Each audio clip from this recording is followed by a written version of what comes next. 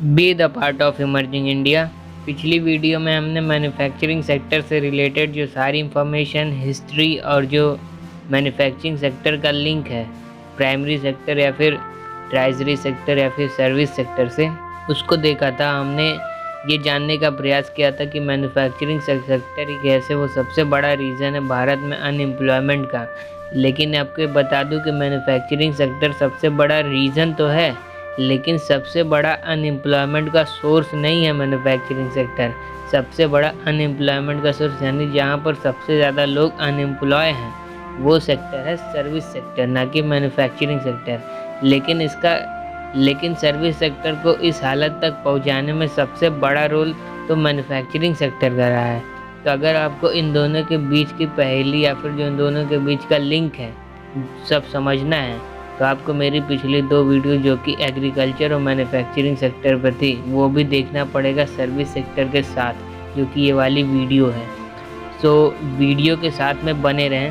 Video में हम देखेंगे सर्विस सेक्टर की जो अहमियत है इंडियन इकोनॉमी में, और आखिर सर्विस सेक्टर काम कैसे करता है, इसकी पूरी इंफॉर्मेशन आखिर ये है क्या, और इसके साथ में जो पास्ट में जो रोल रहा है इंडियन इकोनॉमी में सर्विस सेक्टर का, फिर प्रेजेंट में जो स्थिति है उसके बारे में भी जानेंगे, और फ्यूचर में क्या पॉसिबिलिटीज़ बन रही हैं, कि ग्रोथ कैसा दिखाएगा, फिर एम्प्लॉयमेंट कैसा जनरेट करेगा, इसके बारे में आपको वीडियो में आगे पता चलेगा। बेसिकली इसमें क्या स्कोप है इसके बारे में पता चलेगा, और ये कितनी एम्प्लॉयमेंट देगा किस तरह से भारत को, ये भी आपको पता चलेगा। और इसका जो लिंक है मैन्युफैक्चरिंग सेक्टर या फिर प्राइमरी सेक्टर से वो कैसा है, कैसे ये तीनों आपस में मिलके एक हेल्दी इकोनॉमी और हेल्दी एम्प्लॉयमेंट बेस तैयार करते हैं, ये आपको पता लगेगा। कैसे इसका लिंक है बाकी दोनों सेक्टर से। अगर आपको ऐसी सेम पैटर्न पे वीडियोस प्राइमरी सेक्टर और मैन्युफैक्चरिंग सेक्टर पर चाहिए तो दोनों ही अपलोड की जा चुकी हैं, तो उसे भी ज़रूर देखिएगा। सर्विस सेक्टर के बारे में आपको एक ख़ास बात बता दूं कि सर्विस सेक्टर ऐसा नहीं है कि इकोनॉमी के लिए ज़रूरी नहीं। लोग आजकल यही समझते हैं कि कोई भी इकोनॉमी को अगर सुपर रिच इकोनॉमी बनाना है तो उसके लिए सिर्फ मैन्युफैक्चरिंग सेक्टर ही इम्पॉर्टेंट है, लेकिन ऐसा नहीं है। दरअसल इकोनॉमी के 2 पहिए हैं, मैन्युफैक्चरिंग या फिर सर्विस, और इनमें से एक भी अगर ख़राब होता है तो दोनों का बैलेंस जो है बिगड़ जाता है, दोनों नहीं चल पाएंगे। तो इसलिए जो है मैन्युफैक्चरिंग और सर्विस दोनों ही ज़्यादा जो है इम्पॉर्टेंट। अगर आपको सर्विस सेक्टर का मैं एक इंट्रोडक्शन दूं तो ये होगा कि जो चीज़ें मैन्युफैक्चरिंग सेक्टर से बनती हैं उसको बाज़ार में बिकवाने का काम जो होता है, यानी जहाँ पर मेन पैसे का लेन देन होता है वो सर्विस सेक्टर में, यानी बेचने वाला काम सर्विस सेक्टर में होता है, और जो सामान बिकता है उसको बनाने का काम जो है मैन्युफैक्चरिंग सेक्टर में होता है। लेकिन इन दोनों में फ़र्क क्या है कि मैन्युफैक्चरिंग सेक्टर में केवल गुड्स ही बनते हैं, बाकी और कोई चीज़ नहीं बनती, बल्कि सर्विस सेक्टर में बिकने वाला जो काम होता है उसमें जो सर्विसेज भी बिकती हैं, यानी आपकी आईटी की सर्विसेज हो गई या फिर डॉक्टर की, पुलिस की, कोई भी सर्विसेज बिकती हैं, उसके साथ में गुड्स भी बिकते हैं। लेकिन जहाँ बनने की बात आती है मैन्युफैक्चरिंग सेक्टर में, तो वहाँ केवल गुड्स ही बनते हैं, सर्विस नहीं बनती। सर्विस सेक्टर के अंदर ही रहती है। सर्विस कभी मैन्युफैक्चर नहीं होती, वो मैन्युफैक्चरिंग इंडस्ट्री, वहाँ पर सिर्फ गुड्स ही बनते हैं। आई बटन पर हमारी एक और वीडियो जो कि पाकिस्तान के रिलेशनशिप, जो अभी रिसेंट टाइम में गल्फ कंट्रीज़ की वजह से भीख मांगने के आ गए हैं टाइम पाकिस्तान के, अब पाकिस्तान को मजबूरन चाइना के पास जाना पड़ा है, सऊदी अरेबिया और इंडिया की वजह से। और इसके अलावा पाकिस्तान में जो ऑयल क्राइसिस है, क्योंकि पाकिस्तान अभी ऑयल ख़रीदने की पोजीशन में नहीं है, और किस तरह सऊदी अरेबिया ने उसे बहुत बड़ी परेशानी में डाल दिया है वहाँ पर ऑयल क्राइसिस, और इसके साथ में जो डेब्ट का क्राइसिस है वो भी बहुत ज़्यादा बढ़ गया है। और मिडिल ईस्ट के साथ कैसे पाकिस्तान के रिलेशंस इंडिया ने ख़राब कर दिए हैं, इसका पूरा का समीकरण समझने के लिए क्या फ्यूचर होगा पाकिस्तान का मिडिल ईस्ट के साथ, या फिर इंडिविजुअली भी क्या फ्यूचर होगा, ये समझने के लिए आपको इस वीडियो को देखना चाहिए जो कि आई बटन पर लगाई गई है। अगर सर्विस सेक्टर की बात करें तो भारत में आखिर सर्विस सेक्टर उतने अपने फुल पोटेंशियल में क्यों नहीं पहुंच पाया। वर्कफोर्स कंट्रीब्यूशन देखें तो केवल वो 25% है, जबकि जीडीपी में ये 53% का योगदान करती है। तो इसमें एम्प्लॉयमेंट इतनी कम क्यों जनरेट हुई है जबकि बहुत ज़्यादा ग्रोथ ये देती है ये सर्विस सेक्टर? तो रीज़न है इसका स्किल्ड लेबर का। अगर आप मैन्युफैक्चरिंग या फिर एग्रीकल्चर सेक्टर में देखें तो उसमें क्या है कि आपको ज़्यादा स्किल्ड या फिर एजुकेटेड नहीं होना पड़ता है एम्प्लॉयमेंट के लिए। उसी वजह से सबसे ज़्यादा एग्रीकल्चर सेक्टर में आपको पूरे देश का 45% एम्प्लॉयमेंट देती है, जबकि मैन्युफैक्चरिंग सेक्टर जिसमें कि बहुत ज़्यादा ग्रोथ भी नहीं हुई वो पूरे देश में 30% का योगदान देती है एम्प्लॉयमेंट में। तो आखिर सर्विस सेक्टर पीछे क्यों है एम्प्लॉयमेंट में, ये जानेंगे। जो स्किल्ड लेबर है सर्विस सेक्टर में वो जो है बहुत ही कम है, मतलब भारत में स्किल्ड लेबर की कमी है और सर्विस सेक्टर में चाहिए स्किल्ड लेबर, इस वजह से नहीं है भारत में सर्विस सेक्टर में ज़्यादा वर्कफोर्स। दूसरी चीज़ है जॉब की। अगर आप देखें नेचर बेस्ड जो सेक्टर है यानी प्राइमरी सेक्टर या फिर मैन्युफैक्चरिंग सेक्टर, फैक्ट्रीज या इंडस्ट्रीज़ वगैरह, तो वहाँ पर बहुत ज़्यादा स्किल्ड लेबर की, बहुत ज़्यादा पढ़े लिखे वर्कफोर्स की ज़रूरत नहीं पड़ती। लेकिन सर्विस सेक्टर में स्किल्ड और पढ़े लिखे लेबर की आवश्यकता पड़ती है। जब भारत में जो है एजुकेशन इस प्रकार की नहीं है कि बहुत ज़्यादा स्किल्ड और बहुत ज़्यादा क्वांटिटी में जो है उस एम्प्लॉयबल वर्कफोर्स को जनरेट कर पाए भारत के एजुकेशन सिस्टम। आप जानते हैं रट्टाफिकेशन वाला एजुकेशन सिस्टम रहा है अभी तो फिलहाल, तो रिफॉर्म्स लाए जा रहे हैं, सिस्टम ही पूरा बदलने जा रहा है अब तो, लेकिन अभी तक ऐसा ही चलता था। 10+2 वाला को कुछ खास नहीं था, तो जिसकी वजह से एजुकेशन पीछे रहा। दूसरी चीज़ है कंपटीशन। सर्विस सेक्टर के लिए लोगों में कंपटीशन बहुत ज़्यादा और लोग फेस करना नहीं चाहते ज़्यादा कंपटीशन, तो उनके लिए क्या आसान ऑप्शन होता है एग्रीकल्चर में जाना, क्योंकि इंडस्ट्रीज भारत में ज़्यादा है नहीं तो वहाँ जॉब अपॉर्चुनिटीज़ बनती नहीं। सर्विस सेक्टर में कंपटीशन जो है ज़्यादा है, तो इस वजह से लोग को एग्रीकल्चर में जाना आसान पड़ता है और एग्रीकल्चर में चले जाते हैं। इस वजह से सर्विस सेक्टर में वर्कफोर्स कम है। फिलहाल प्रयास करना चाहिए कि सर्विस सेक्टर में एग्रीकल्चर से जो है वर्कफोर्स जो है शिफ्ट करके सर्विस सेक्टर में लेके आएँ। ये जो है स्पेशली इकोनॉमी के लिए बेनिफिशियल साबित होगा। सर्विस सेक्टर में जो लो वेजेस की प्रॉब्लम है इसको काफ़ी हद तक दूर कर देगा। अब अगर बात करें ग्रोथ कैसी होगी सर्विस सेक्टर की, तो ग्रोथ जो है पूरा सर्विस सेक्टर का डिपेंडेंट है मैन्युफैक्चरिंग सेक्टर पे, क्योंकि देखिए मैन्युफैक्चरिंग सेक्टर में कोई भी चीज़, देखिए भारत सर्विसेज में बहुत आगे। देखिए कोई भी इकॉनमी दो चीज़ों पर टिकी होती है, एक तो वहाँ की गुड्स, वहाँ की सर्विसेज। भारत सर्विस में बहुत ज़्यादा अच्छा है। भारत में सर्विसेज जो है हर प्रकार की उपलब्ध है, फिर चाहे वो IT की हो चाहे नॉर्मल कोई सर्विसेज हो, तो अच्छे लेवल के। यहाँ तक कि भारत जो है सर्विसेज अपने एक्सपोर्ट भी करता है और अच्छा खासा भारत दुनिया में सबसे ज़्यादा सर्विस का एक्सपोर्टर है। लेकिन देखिए सर्विस ना किसी भी एक इकॉनमी का सिर्फ एक पहिया होता है, दूसरा होता है वहाँ की गुड्स। भारत गुड्स में बहुत पीछे भैया, बहुत ज़्यादा इंपोर्ट करना पड़ता है गुड्स को हमें, क्योंकि हम गुड्स कुछ बनाते नहीं हैं और बिना गुड्स के काम तो चलेगा नहीं। तो गुड्स जो है बनाने होते हैं, मैन्युफैक्चरिंग सेक्टर नहीं है इस वजह से गुड्स नहीं बनते। अब गुड्स को बेचने के लिए दुकानें चाहिए। अब दुकानें जो है बेचने वाला सारा काम, जो पैसे का लेन देन, जो पैसा जो होता है यानी जहाँ से प्रॉफिट जाता है उसके बाद मैन्युफैक्चरिंग प्राइमरी सेक्टर को जाता है, वो फाइनली होता है सर्विस सेक्टर में। यहीं से जो उसके अंतिम उपभोक्ता यानी ग्राहक होते हैं उन तक चीज़ें पहुंचती हैं और फिर बाकी उसका प्रॉफिट मैन्युफैक्चरिंग और प्राइमरी सेक्टर में जाता है। तो अगर सर्विस सेक्टर को डेवलप करना है स्पेशली गुड्स के मामले में, जब आप गुड्स का ट्रेड करेंगे चाहे वो डोमेस्टिक लेवल पे या फिर इंटरनेशनल लेवल पे, जब आप गुड्स का ट्रेड करेंगे तो उससे क्या होगा, सर्विस सेक्टर जो अभी सिर्फ एक ही पहिया पर टिका हुआ सिर्फ सर्विसेज पे, वो गुड्स का भी सहारा ले लेगा और फिर डबल स्पीड से जाएगा। तो इस वजह ज़रूरी है कि अभी हम जहाँ गुड्स में लैग कर रहे हैं, हमें हमारी गुड्स में जो भी सेलिंग या फिर जितनी भी रेवेन्यू होती है वो हम सारा अपना गंवा देते हैं इंपोर्ट करने पे। जितना हमारा रेवेन्यू होता है गुड्स पे वो हम सारा गंवा देते हैं, बल्कि सर्विस सेक्टर का भी रेवेन्यू कुछ गंवा देते हैं इंपोर्ट करने पे। तो अगर चीज़ें हम एक तो खुद ही बनाने लग जाएं तो हमें इंपोर्ट नहीं करनी पड़ेंगी और इससे क्या होगा कि जो हमारा देश का जो फॉरेक्स रिजर्व है वो बचेगा, जो कि इन्हीं सर्विस सेक्टर्स वगैरह से ज़्यादा आता है GDP में। तो एक तो ये पैसा बचाओ, दूसरे से सर्विस सेक्टर में अगर हम मैन्युफैक्चरिंग सेक्टर डेवलप करेंगे तो मार्केट में जो है सप्लाई बढ़ेगी चीज़ों की। अब मैन्युफैक्चरिंग सेक्टर डेवलप करेंगे, जॉब्स बढ़ेंगी, डिमांड बढ़ेगी चीज़ों की। अगर सर्विस सेक्टर में वही चीज़ें मैन्युफैक्चरिंग सेक्टर में बन के सर्विस सेक्टर में बिकने जाएंगी तो वहाँ सर्विस सेक्टर में भी जॉब्स क्रिएट होंगे। तो इस तरह क्या होगा, इकॉनमी का साइकिल चलेगा और इससे इकॉनमी बढ़ती रहेगी, नए जॉब्स आएंगे और डिमांड जो है बढ़ती जाएगी, ना सिर्फ डोमेस्टिक लेवल पे बल्कि इंटरनेशनल लेवल पे भी। उसके साथ साथ क्या होगा कि इंपोर्ट्स भी हमको नहीं करने पड़ेंगे, तो डबल फ़ायदा हो जाएगा अगर हम मैन्युफैक्चरिंग सेक्टर डेवलप करेंगे।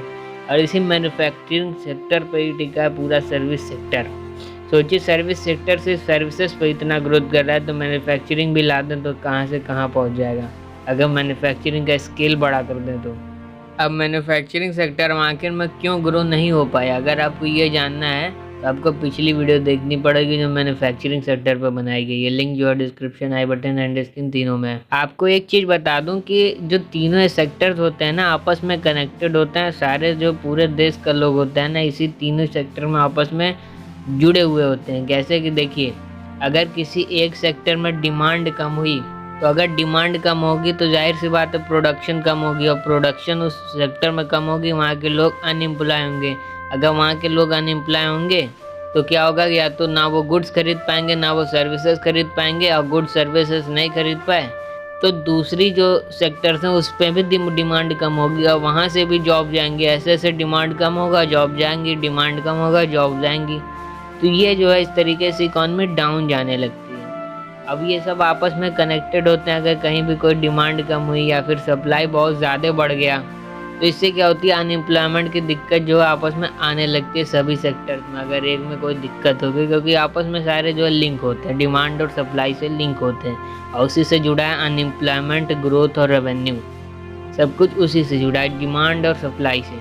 प्रोडक्शन कितनी है, डिमांड कितनी है, इसी अगर कोई एक भी तबका, मतलब कैसे होता है ना कि अगर सर्विस सेक्टर के लोगों का अगर जॉब जाएगा तो क्यों जाएगा, क्योंकि वहाँ पर डिमांड जो है कम है, लोग एम्प्लॉय नहीं हो पा रहे हैं, लोगों की कमाई नहीं हो रही, डिमांड कम हुई तो मैन्युफैक्चरिंग सेक्टर से लेना बंद कर दिए। मैन्युफैक्चरिंग सेक्टर पे भी इफेक्ट है, मैन्युफैक्चरिंग सेक्टर से इफेक्ट है। मैन्युफैक्चरिंग सेक्टर जो है सारा अपना रॉ मटेरियल एग्रीकल्चर या फिर कहें कि प्राइमरी सेक्टर से लेता है, तो वहाँ पर डिमांड कम है। प्राइमरी में अब जो है दिक्कतें शुरू हो गई, प्राइमरी में लोगों के जॉब जाने शुरू हो गए। तो इस वजह से अच्छा ही होता है कि डिमांड और सप्लाई को एक लेवल पर मेंटेन करके रखा जाए। भाई ज़रूरत तो सभी को है, लेकिन अब भारत में ऐसा क्या है कि बीच में जो मैन्युफैक्चरिंग सेक्टर है ना इसका पूरा लोचा, यानी मैन्युफैक्चरिंग सेक्टर और गुड्स अवेलेबल ही नहीं है। इस वजह से कहीं ना कहीं से गुड्स लाना या इंपोर्ट करके जो है लाना पड़ता है। और देखिए, अगर मैन्युफैक्चरिंग सेक्टर नहीं रहेगा, ज़्यादा गुड्स नहीं बनेंगे, ज़्यादा गुड नहीं तो जो एम्प्लॉयमेंट है उस पर इफेक्ट आएगा, क्योंकि ज़्यादा जब लोग बनेगा नहीं सामान तो एक तो फैक्ट्रियों में जॉब जो नहीं रहेगी, और फैक्ट्री में जॉब नहीं रहेगी, सामान नहीं बनेगा तो सर्विसेज में चलिए। आप बहुत अच्छे सर्विसेज कर लिए, लेकिन गुड्स भी एक चीज़ होती है भाई, पूरे देश में हर कोई तो सर्विसेज पे नहीं टिका रहेगा ना, गुड्स भी तो देश में ज़रूरी होते हैं। सारा पैसा जब गुड्स खरीदने न लग जाएगा तो ग्रोथ और डेवलपमेंट कहाँ से आएगी।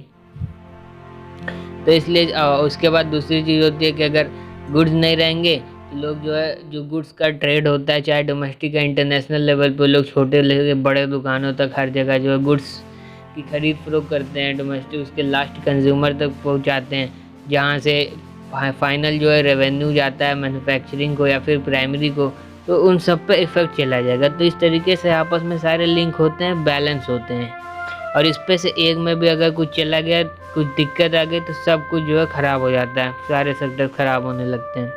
सरकार को इन सबको बड़ा बैलेंस करके और डिमांड बना के रखनी पड़ती है। इसी वजह से सरकार जो ज़रूरी होती है कि मार्केट को समझे, उसी हिसाब से पॉलिसीज़ बनाए। लेकिन पिछले कुछ सालों में जब से भारत आज़ाद हुआ, पॉलिसीज़ जो नहीं आई है। भारत इस इंडस्ट्री, चाइना इस इंडस्ट्री के महत्व को समझ गया था 30 साल पहले। आज देखे चाइना कहाँ है, वहाँ पे भी सर्विस सेक्टर पे 53% जो वहाँ का कंट्रीब्यूशन, यानी भारत जितना ही सर्विस सेक्टर पे ही है। यानी भारत जितना सर्विस सेक्टर में कंट्रीब्यूट करता है अपने देश में, उतना चाइना भी करता है। लेकिन चाइना का स्केल बहुत बड़ा हो गया। तो स्केल कैसे बड़ा हो गया, क्योंकि उन्होंने मैन्युफैक्चर इतनी ज़्यादा चीज़ें कर गई, मैन्युफैक्चर ज़्यादा हो गई, गुड्स जो है गुड्स की सप्लाई बढ़ गई, और सप्लाई बढ़ गई तो जो इंडस्ट्री से जुड़े लोग थे वहाँ पे उनके पास जेब में पैसा आया, उनके पास डिमांड बढ़ गई। तो इस तरह से जो है विस्तार होता गया इंडस्ट्री का विस्तार हुआ, सर्विस का भी विस्तार हुआ। दोनों ही आज मैन्युफैक्चरिंग सेक्टर और सर्विस सेक्टर वहाँ की दोनों बराबर हो गई, ज़्यादा अंतर नहीं है। इंडस्ट्री जो 42% है और मैन्युफैक्चरिंग 30%, तो दोनों बराबर हो गए। तो ये कहते हैं एक बैलेंस और एक हेल्दी इकॉनमी की तरफ जा रहा है चाइना। लेकिन इंडिया में अब ये सब शुरू हुआ है जो चाइना में 30 साल पहले शुरू हो चुका था। और सर्विस सेक्टर के अंदर जो दुकानों वाली चीज़ होती है, यानी जो जहाँ से जो गुड्स वगैरह सेल किए जाते हैं उनके लास्ट कंज्यूमर तक, उसको शुरू करने में बड़ी दिक्कत आती है। क्योंकि जो भारत में मैन्युफैक्चरिंग सेक्टर में कॉस्ट इफिशेंसी नहीं है, मतलब कि एक कोई भी सामान बनाने में भारत में बहुत ज़्यादा जो है पैसा लग जाता है। क्योंकि भारत में जो है उनके प्राइमरी सेक्टर ऑर्गेनाइज नहीं है अच्छे से जो है उसको यूटिलाइज़ करने की, या फिर कॉस्ट एफिशिएंसी कैसे बनाए रखनी है मैन्युफैक्चरिंग सेक्टर में। गवर्नमेंट इसके रिलेटेड जो पॉलिसीज़ नहीं लाती, चीज़ों के दाम स्टार्टिंग में ही महंगे होते हैं। इस वजह से जो है कोई भी बिजनेस सर्विस सेक्टर में स्टार्ट करने में जो बहुत ज़्यादा बजट ले लेता है। दूसरा एक रास्ता है कि आप इंपोर्ट सामान बेचें। आप इंपोर्ट करेंगे वो भी महंगा ही पड़ता है, क्योंकि भारत में टैरिफ्स वगैरह बहुत ज़्यादा है, तो अब उसको आप खरीदेंगे तो वो भी महंगा पड़ता है। तो इस वजह से सर्विस सेक्टर को दबाने में ना कॉस्ट एफिशिएंसी भी बहुत बड़ा रोल निभाता है मार्केट में। अब हमारे यहाँ सर्विसेज तो बहुत बूम हुई, अब बहुत बूम हुई, जाहिर है उसका दो ही रीज़न है, एक IT एक BPO। हम दोनों ही बहुत ख़तरनाक मात्रा में एक्सपोर्ट करते हैं, और ना सिर्फ एक्सपोर्ट करते हैं, बाकी हमारी खुद की सबसे बड़ी दुनिया की IT इंडस्ट्री इंडिया में ही है। तो हमारा खुद का ही सर्विसेज में बहुत बड़ा नेटवर्क और बहुत बड़ा कैप्चर हम लोग कर रखे मार्केट पूरी दुनिया का। इसके बारे में थोड़ा देखते हैं कैसे जो है इकोनॉमी को और एम्प्लॉयमेंट को इफ़ेक्ट करता है। हमारे सर्विस सेक्टर में एक सबसे बड़ी दिक्कत ये है सर्विस सेक्टर के फुल पोटेंशियल तक ना पहुंचने की, कि हम जो अपने जो हमारे प्रोफेशनल्स होते हैं ना, स्किल्ड जो प्रोफेशनल्स होते हैं उनको हम एक्सपोर्ट कर देते हैं दूसरी जगह में। इससे हमको कुछ तो फ़ायदा होता है, लेकिन वो फ़ायदा शॉर्ट टर्म के लिए रह जाता है, लॉन्ग टर्म में जाके नहीं फ़ायदा होता है। चाइना ने क्या किया, चाइना ने अपने शॉर्ट टर्म फ़ायदे को नहीं देखा, लॉन्ग टर्म फ़ायदे को देखा। उन्होंने कुछ दिन के लिए परेशानी सह के भी अपने जो स्किल्ड प्रोफेशनल्स हैं ना उनको अपने यहाँ पर इन्वेंशंस करने, अपने यहाँ पर प्रोडक्शन करने, अपने यहाँ पर स्टार्टअप्स, चाइना में स्टार्टअप्स वगैरह लगाने के लिए इंकरेज किया गया, फंडिंग दी गई, सब कुछ किया गया। उन्हें बाहर नहीं भेजा गया, एक्सपोर्ट नहीं किया गया। यहाँ चलिए एक्सपोर्ट करने से कुछ तो फ़ायदा, लेकिन वो शॉर्ट टर्म है। लॉन्ग टर्म में आपका प्रोफेशनल किसी दूसरे देश के GDP इकोनॉमी को बढ़ा रहा होगा, आपके देश के लिए काम नहीं आएगा, जबकि आपके देश में इतने स्किल्ड प्रोफेशनल्स हैं। तो इसका जो कोई फ़ायदा नहीं होता। और शॉर्ट टर्म में अंत में जो है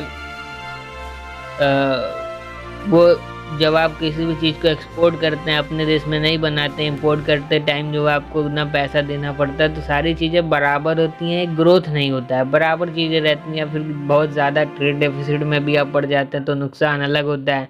ले देखिए फ़ायदा नहीं होता जब आप स्किल्ड प्रोफेशनल्स को कहीं एक्सपोर्ट करते हैं बाहर के देशों में। चाइना ने अपने देश में रखा, उन्हें अपने देश में उन्होंने इंटरप्राइजेस, स्टार्टअप्स, एंटरप्रेन्योरशिप ये सब करा, उन्हें फंडिंग दी। और आज चाइना में देखिए IT से सर्विस सेक्टर की बहुत सारी कंपनीज़ हैं, मैन्युफैक्चरिंग के सेक्टर की बहुत सारी कंपनीज़ तो ही हैं। तो हमें जो है एक्सपोर्ट नहीं करना चाहिए, क्योंकि अगर हम एक्सपोर्ट नहीं करेंगे तो वही जो स्किल्ड प्रोफेशनल्स हैं हमारे यहाँ आएंगे काम करेंगे। तो ये हमारे यहाँ आएंगे काम करेंगे तो हम उनके टैलेंट को, उनके प्रोडक्ट को हम एक्सपोर्ट कर सकते हैं, और फिर उससे रेवेन्यू कमाएंगे तो हमारे लॉन्ग टर्म में और भी ज़्यादा हमको बेनिफिट करेगा। एक तो हम दूसरे देश पर डिपेंडेंट नहीं रहेंगे, और ऊपर से हम और उल्टा एक्सपोर्ट कर रहे होंगे दूसरे देशों को, अगर हम अपने स्किल्ड प्रोफेशनल्स को, जो सर्विस सेक्टर के, उनको अपने यहाँ यूटिलाइज़ करेंगे। अगर अब हम अपने स्किल्ड प्रोफेशनल्स को अपने देश में यूज़ करें तो इससे तो एक हमारा जो एक्सपोर्ट्स बढ़ेंगे, हमारे यहाँ डोमेस्टिक लेवल पर प्रोडक्शन बढ़ेगी, हमारी खुद की GDP बढ़ेगी, ना कि दूसरे कंट्री के। और उसके साथ साथ हमारे यहाँ जो स्टार्टअप्स या कंपनीज लगाएंगे उसके थ्रू बहुत ज़्यादा एम्प्लॉयमेंट भी आएगा। वो चीज़ नहीं हो पाया। आप देखिए बहुत सारे हमारे यहाँ के प्रोफेशनल बाहर जाके CEO वगैरह तो हैं, लेकिन हमारे देश के कोई जब बहुत ज़्यादा काम नहीं आ पाया। इसका रीज़न है कि हम अपने स्किल्ड प्रोफेशनल्स को बाहर भेज दिया और चाइना अपने पास ही रखा, पढ़ के आइए बाहर और उसके बाद आके चाइना को डेवलप करिए, ना कि बाहर के देशों को। तो ये पॉलिसी चाइना की मुझे बहुत पसंद आती है।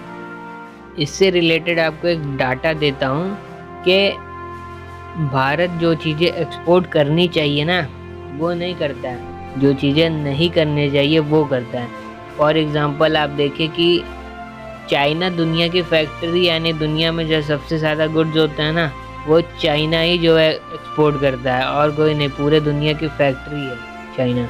लेकिन हमारे यहाँ क्या है, सबसे ज़्यादा आईटी प्रोफेशनल जो सर्विसेज जो है ना सब पूरी दुनिया में, वो सबसे ज़्यादा हम जो है एक्सपोर्ट करते हैं। तो ये जो है उल्टा काम हुआ, चाइना ने एक सही पॉलिसी अपनाई, क्योंकि जो सर्विसेज होती हैं ना वो अपने देश में यूज़ करने पे जो है ज़्यादा फ़ायदा होती हैं, लेकिन जो गुड्स होते हैं ना उन्हें एक्सपोर्ट करना चाहिए अगर इकॉनमी को आगे बढ़ाना है। तो हाँ, अगर आपके पास सर्विसेज ज़रूरत से ज़्यादा हैं तो करिए, लेकिन अभी हमारे पास एक तो नौकरियां भी कम है देश में, मतलब अभी जो वर्क फोर्स है सर्विस सेक्टर में वो बहुत ज़्यादा क्वांटिटी में नहीं है, मतलब एकदम फुल पोटेंशियल पर नहीं पहुंची। यानी अगर अभी सर्विस सेक्टर को भारत में और डेवलप किया जा सकता है, तो इसलिए ऐसे प्रोफेशनल्स को देश में रखना सही होगा, क्योंकि बहुत बड़ी बड़ी कंपनियां भी नहीं है भारत में। तो अगर वो प्रोफेशनल भारत में होते तो ज़्यादा सही होता। लेकिन जो प्रोडक्टिव चीज़ थी ना हम उसको एक्सपोर्ट किए। देखिए एक्सपोर्ट दो तरीके का होता है, या तो आप प्रोडक्टिव चीज़ को एक्सपोर्ट कर रहे हैं या तो आप प्रोडक्ट को एक्सपोर्ट कर रहे हैं। आप एक्सपोर्ट क्या कर रहे हैं? भारत प्रोडक्टिव चीज़ को एक्सपोर्ट करता है, ना कि प्रोडक्ट को एक्सपोर्ट करता है। यानी आप जिस चीज़ से कोई प्रोडक्ट बनाओगे उस प्रोडक्टिव चीज़ को ही आप एक्सपोर्ट कर दोगे तो बनाओगे क्या? तो ऐसा है कि आप एक बार के लिए शॉर्ट टर्म तो एक्सपोर्ट कर लिए, लेकिन बाद में फिर जो है आपके पास हाथ में कुछ रह नहीं जाएगा, और बाहर जाकर प्रोडक्टिव चीज़ दूसरे के लिए प्रोडक्ट बनाएगी, फिर वही चीज़ हो जाएगी। लेकिन अगर आप उस प्रोडक्टिव चीज़ को थोड़ी देर परेशानी से कि अपने पास रख के उसका टैलेंट यूज़ करके उससे प्रोडक्ट बनवा के प्रोडक्ट एक्सपोर्ट करोगे ना तो वो ज़्यादा फ़ायदा होगा। तो जो सर्विस मैन होते हैं उन्हें ना एक्सपोर्ट करके सर्विसेज को एक्सपोर्ट करना चाहिए, लेकिन भारत ने जो प्रोड्यूस करते थे उन्हें एक्सपोर्ट कर दिया, ना कि प्रोडक्ट को एक्सपोर्ट करें। तो ये भारत के उल्टा चल गया, जबकि चाइना जो होता है प्रोडक्ट एक्सपोर्ट करता है, फिर वह सर्विसेज में हो चाहे गुड्स में हो, कभी भी हो। जो प्रोड्यूसर्स होते हैं ना, यानी जो प्रोड्यूस करते हैं उन चीज़ों को, उन प्रोड्यूसर्स को कभी भी एक्सपोर्ट नहीं करता चाइना। लेकिन इंडिया के साथ जो काम उल्टा होता है सारे, इंडिया जो है प्रोडक्ट नहीं प्रोड्यूसर्स को सीधे एक्सपोर्ट कर देता है। ये आपके लिए शॉर्ट टर्म में तो बेनिफिशियल है, लेकिन लॉन्ग टर्म में आपको कुछ ज़्यादा सपोर्ट नहीं करेंगे, आप उस पूरे टैलेंट को वेस्ट कर रहे हैं, ऐसा समझिए बस। अगली चीज़ जो सर्विस सेक्टर के ग्रोथ में रही वो है पॉपुलेशन और कंपटीशन। पॉपुलेशन इस वजह से क्योंकि भारत की जो अधिकतर सारी पॉपुलेशन है ना वो सर्विस सेक्टर में ही जाना चाहती है, क्योंकि यही एक ठीक ठाक ऑप्शन लगता है उनको, जहाँ पे उनको एक लग्जरी लाइफ मिल पाएगी। तो इसी वजह से अधिकतर पॉपुलेशन जो है इसी सेक्टर में जाना चाहती है। लेकिन यह भैया कि यहाँ पर कंपटीशन इतना है कि हर कोई भी बहुत ही रेयर लोग होते हैं जो यहाँ पर बहुत अच्छे से सर्वाइव कर पाते हैं, ज़्यादा लोग कर नहीं पाते। इसी वजह से पूरे भारत का सिर्फ 25% वर्कफोर्स यहाँ है, और जबकि जीडीपी में कंट्रीब्यूशन 53% है। सोचिए अगर जितनी पॉपुलेशन यहाँ पर अटेम्प्ट करती है ना, सारे के सारे अगर सर्वाइव कर जाए यहाँ पे, तो सर्विस सेक्टर की कंट्रीब्यूशन कितना होगा, भारत की जीडीपी, भारत की जो इकोनॉमी हो कितनी बड़ी हो जाएगी। लेकिन फ़िलहाल जो मैं बार बार ये कह रहा हूँ, अभी सर्विस सेक्टर फुल पोटेंशियल पे नहीं है, वर्कफोर्स को बढ़ाने की ज़रूरत है। सर्विस सेक्टर में भी जितनी भी वर्कफोर्स है ना 25%, वो सिर्फ इसी वजह से है क्योंकि यहाँ पर जो भारत की पॉपुलेशन बहुत ज़्यादा, अटेम्प्ट जो करने वाले लोग हैं सर्विस सेक्टर में वो बहुत ज़्यादा हैं। नहीं तो भारत में कंपटीशन सर्विस सेक्टर में इतना ज़्यादा है ना कि कोई नहीं आता सर्विस सेक्टर में, और फिर भारत का सर्विस सेक्टर ख़त्म हो जाता है, जहाँ पे आज है वहाँ पे नहीं होता। तो पॉपुलेशन का रोल है सर्विस सेक्टर में। ये नहीं तो सर्विस सेक्टर में जितना कंपटीशन है, या तो कोई आता ही नहीं, या तो अगर कम लोग आते तो चले जाते भैया, ये जान लो। क्योंकि सर्विस सेक्टर बहुत अच्छा मतलब इस्टेब्लिश और ऑर्गेनाइज नहीं है, बहुत ज़्यादा यहाँ पर डिफ़िकल्टीज लोगों को फेस करनी पड़ती हैं। बस पॉपुलेशन इतनी ज़्यादा है कि इतने ज़्यादा लोग अटेम्प्ट करते हैं और बहुत लोग कंपटीशन के बाद ख़त्म भी हो जाते हैं, लेकिन फिर भी जो बचते हैं उनकी संख्या इतनी ज़्यादा होती है कि सर्विस सेक्टर सर्वाइव कर पा रहा है। खैर सर्विस सेक्टर के प्रॉपर डेफिनेशन दे देता हूँ कि चाहे गुड्स हो या सर्विसेज हो, वो जिस सेक्टर में अपने फाइनल कंज्यूमर के पास पहुँचती हैं, यानी जैसे दुकान हो गई या फिर अदर कोई सर्विसेज, वो अपने सर्विसेज को जो फाइनल कंज्यूमर को जिस सेक्टर के अंदर पहुंचाते हैं उसे ही सर्विस सेक्टर कहते हैं। और यहीं पे फाइनल कंज्यूमर से जो प्रोवाइडर होता है उसको जो है पेमेंट मिलती है, यानी पैसे का लेन देन इसी सेक्टर में होता है। और इसी सेक्टर से जो प्रॉफिट होता है वो मैन्युफैक्चरिंग और प्राइमरी सेक्टर को जाता है। तो फाइनली मैंने बता दिया कि सर्विस सेक्टर का भारत में अभी प्रेजेंट या फिर पास्ट में क्या क्या पॉलिसीज़ रही हैं, क्या इतिहास रहा है, इसके प्रेजेंट स्टेटस के बारे में, इसमें कहाँ कहाँ क्या गलती की गई, इसकी पावर क्या है, किस प्रकार से लिंक है मैन्युफैक्चरिंग सेक्टर से, कैसे एम्प्लॉयमेंट को जनरेट कर सकता है, ये ग्रोथ को जनरेट कर सकता है, और क्या क्या रिफॉर्म्स और चेंजेस करने की ज़रूरत है सर्विस सेक्टर में। मैंने अभी तक सारे पॉइंट्स आपको कवर कर दिए हैं। ऐसे ही सेम वीडियोज़ मैन्युफैक्चरिंग और प्राइमरी सेक्टर पे भी, और इन्हीं तीनों से मिलकर इकोनॉमी और एम्प्लॉयमेंट तीनों का जो है सोल्यूशन निकलेगा। तो उन दोनों वीडियो को ज़रूर देख लीजिएगा। नेक्स्ट वीडियो में जो इन तीनों सेक्टर जहाँ पे भारत की जो इकोनॉमी अभी तक रही है उनमें अभी तक क्या क्या गलतियाँ की गई हैं, उनका पूरा इतिहास, उनका इंट्रोडक्शन और किस प्रकार से इकोनॉमी तीनों एक दूसरे से लिंक करके फंक्शन करती हैं, क्या रिफॉर्म्स किए गए हैं और क्या अभी ज़रूरत है करने की, भारत सरकार क्या कर रही है। तो इसके बारे में अगर आपको सारी चीज़ें जाननी है और एक पूरा लिंक्ड एक सोल्यूशन जानना है अनएम्प्लॉयमेंट का और इकोनॉमी के बारे में सब कुछ, यानी हिस्ट्री से लेकर जो पूरा एक साथ जो पैरेलल सारी चीज़ें चलती हैं ना, वो किस प्रकार से काम करती हैं, तो उनके बारे में अगर सब कुछ जानना है, फिर चाहे पास्ट या हिस्ट्री के बारे में भी, और फिर कैसे कैसे एक पॉलिसी रखनी होती है इकोनॉमी को लेकर जिससे कि अनएम्प्लॉयमेंट दूर कर सके, तो वो जानने के लिए नेक्स्ट वीडियो जो है पार्ट इसी वीडियो का पार्ट 4 जो है बना दिया गया है। सारे चारों वीडियो का लिंक जो है आपको end screen, I button, description हर जगह मिल जाएगा। कहीं किसी भी वीडियो से आप सभी वीडियोस को एक्सेस कर सकते हैं। Be the part of emerging India.